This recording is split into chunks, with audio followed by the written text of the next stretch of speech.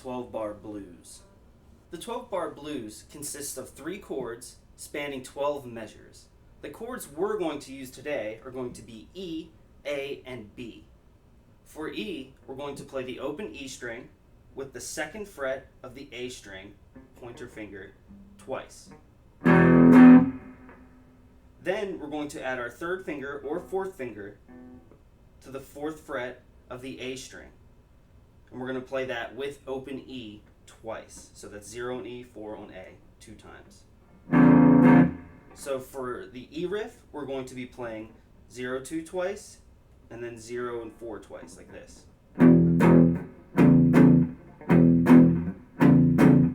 That's our E riff for 1 measure. 1 and 2 and 3 and 4 and. For A, we're going to be doing the same thing, just on the A and D string. Open A string, 2nd fret of D string, pointer finger, twice. Then we're going to the 4th fret of the D string with our 3rd or 4th finger, and we're playing that twice. So our A riff is going to be 0, 2 twice, 0, 4, 0, 4 twice. So that's 1 measure of A. 1 and 2 and 3 and 4. And we're going to be playing a B5, or better known as a power chord. That's the 2nd fret of A, pointer finger, with the 4th fret of D string. You can do pinky or 3rd finger for that. So 1 measure of B5 is 1 and 2 and 3 and 4 and. Now that we know the 3 chords we need to complete the 12-bar blues, we can talk about the structure, how the chords are spread throughout the 12 bars. The first thing we have to do is play our E riff 4 times. That will be 4 measures of E. So that would be done like this. 1 and 2 and 3 and 4 and 2nd time. 2 and 3 and 4 and 3rd time. 2 and 3 and 4 and 4th time. 3 and 4. And then I switch. After doing E for 4 times, I switch to A, and I do that twice. So that's going to be 1 and 2 and 3 and 4. And 2nd time, 2, 3, 4, and.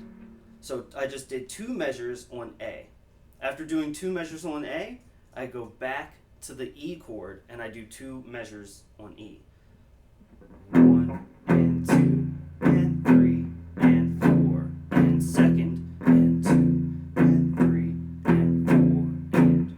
So to recap the first 8 measures of the 12-bar blues, we start off with our E riff, and we do that riff 4 times. If you can count out 8th notes, if you've learned about 8th notes and can count them, you should do that. But otherwise, you can just complete that riff 4 times in a row without counting. But it's better to be able to count. E for 4 measures. 1, 2, 3, 4. 2nd, 2, 3, 4. 3rd, 2, 3, 4. 4th. Then I go to A for 2, 3, 4. 2nd measure. And then back to E. 2, 3, 4. 2nd, 2, 3, 4. So those are the first 8 measures. E for 4 measures, 2 on A, and then back to E for 2 instead of 4. We actually introduced the B chord at this point. So that's going to be, again, our 2nd fret on A, 4th fret on D. We play this for only 1 measure, so you just do that riff once. So that would be 1 and 2 and 3 and 4 and. So that's 1 measure, 1 time, however you're looking at it. Then after we do B for 1 measure, we go to A for only 1 measure. So that would be and 2 and 3 and 4 and. After we do that, we go to E for 1 measure. 1 and 2 and 3 and 4 and we conclude on the B chord again for 1 measure. 1 and 2 and 3 and 4 and. So the last 4 measures of the 12-bar blues would be all 1 measure each. B, A, E, B. So I'll play that all together now. 1, 2, 3, 4.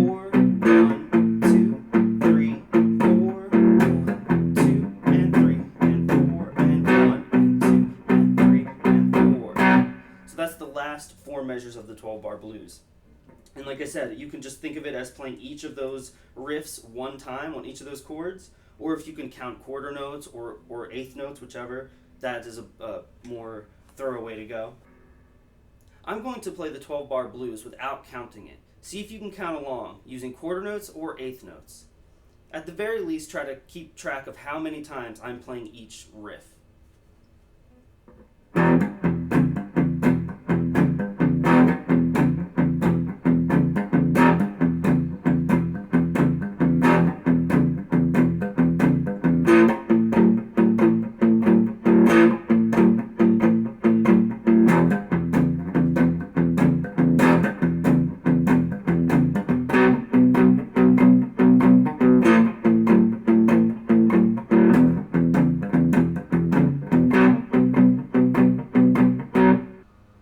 This time I'm going to count the eighth notes out as I play the 12-bar blues. 1 and 2 and 3 and 4 and 2 and 2 and 3 and 4 and 3 and 2 and 3 and 4 and 4 and 2 and 3 and 4 and 1 and 2 and 3 and 4 and 1 and 2 and 3 and 4 and 1 and 2 and 3 and 4 and 2 and 2 3 and 4 and 1 and 2 and 3 and 4 and 1 and 2 and 3 and 4 and 1 and 2 and 3 and 4 and 1 and 2 and 3 and 4 and... The 12-bar blues is important to know because many musicians know it. It's a great icebreaker, especially between two musicians who have otherwise very little in common. Someone who is very into heavy metal versus someone who's into jazz or classical, one of the only things that they may connect over is their common knowledge of the 12-bar blues. So it's a great icebreaker, and it's a great way to unite people who don't have very much in common. Another great thing about the 12-bar blues is it breaks the typical four-measure, four-chord structure that we're used to in pop music. For example, something like...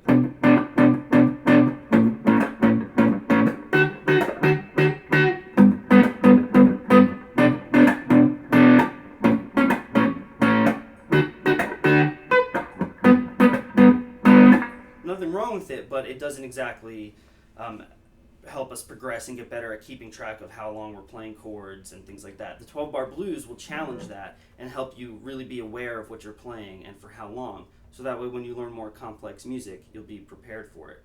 12-bar blues is great training for that. The 12-bar blues can be played in any style and any key, so long as you keep the same chord progression and 12-bar structure.